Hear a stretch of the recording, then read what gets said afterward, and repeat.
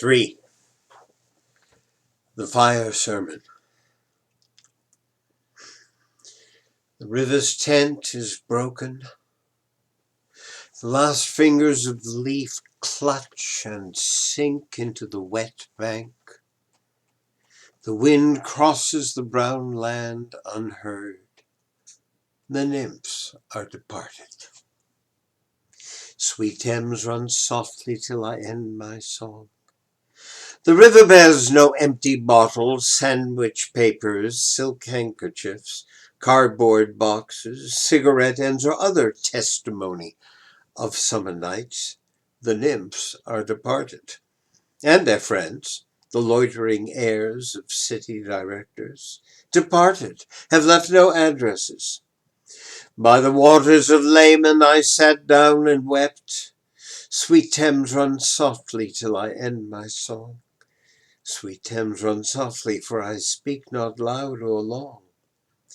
But at my back in a cold blast I hear the rattle of the bones, and chuckles spread from ear to ear. A rat crept softly through the vegetation, dragging its slimy belly on the bank, while I was fishing in the dull canal on a winter evening round by the gas house, musing upon the king my brother's wreck, and on the king my father's death before him.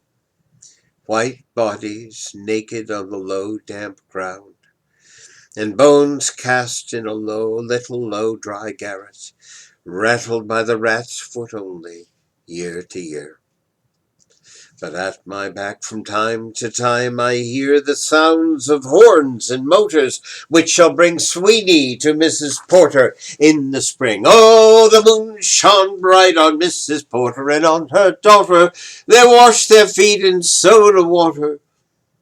Et aux ces voix d'enfants chantant dans le coupon. Twit, twit, twit. Chuck, chuck, chuck, chuck, chuck, chuck. So rudely forced. Terrible. Unreal city. Under the brown fog of a winter noon, misty Eugenides, the Smyrna merchant, unshaven, with a pocket full of current, CIF London, documents in sight, asked me in demotic French to luncheon at the Cannon Street Hotel, followed by a weekend at the Metropole. At the violet hour, when the eyes and back turn upward from the desk, when the human engine waits like a taxi throbbing, waiting, I, Tiresias, though blind, throbbing between two lives, old man with a wrinkled female breast, can see at the violet hour, the evening hour that strives homeward and brings the sailor home from sea, the typist home at tea time, clears her breakfast, lights her stove, and lays out food in tins. Out of the window perilously spread, her drying combinations touched by the sun's last rays. On the divan are piled at night her bed, stockings, slippers, camisoles, and stays. I, Tiresias, old man with wrinkled dugs, perceived the scene and foretold the rest. I too awaited the expected guest. He, the young man carbuncular, arrives, a small house agent's clerk with one bold stare, one of the low on whom assurance sits like a silk hat or Bradford millionaire. The time is now propitious as he guesses. The meal is ended, she is bored and tired, endeavors to engage her in caresses which still are unreproved if undesired. Flushed and decided, he assaults at once, exploring hands encounter no defense. His vanity requires no response and makes a welcome of indifference. And I, Tiresias, have forsuffered all enacted on this same divan bed.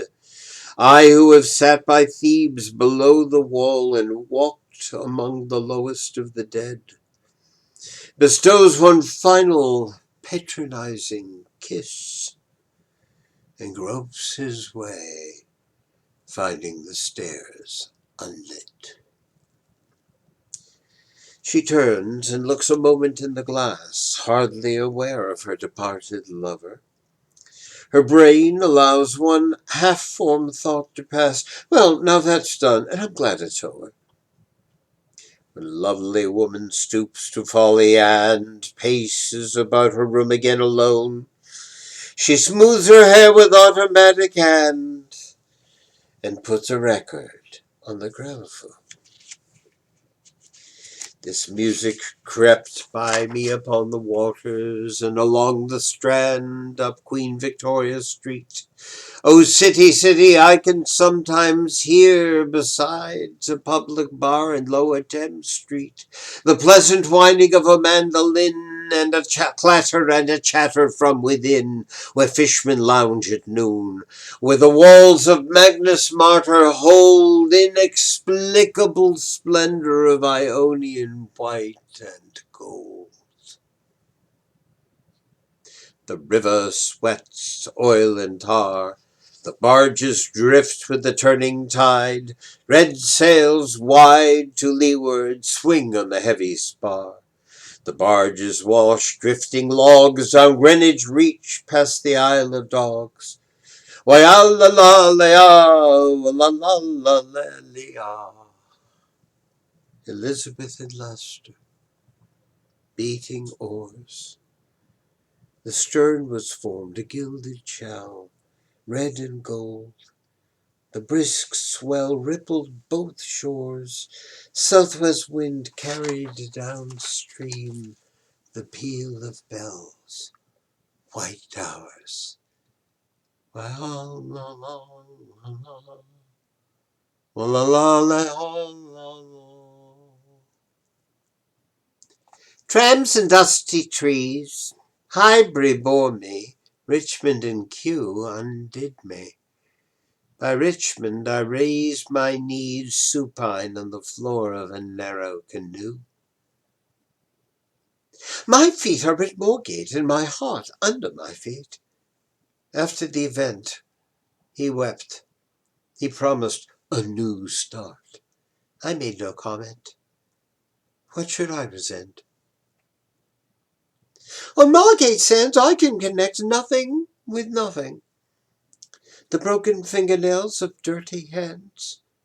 My people, humble people who expect nothing.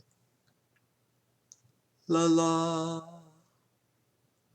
To Carthage then I came, burning, burning, burning, burning. O Lord, thou pluckest me out. O Lord, thou pluckest, burning.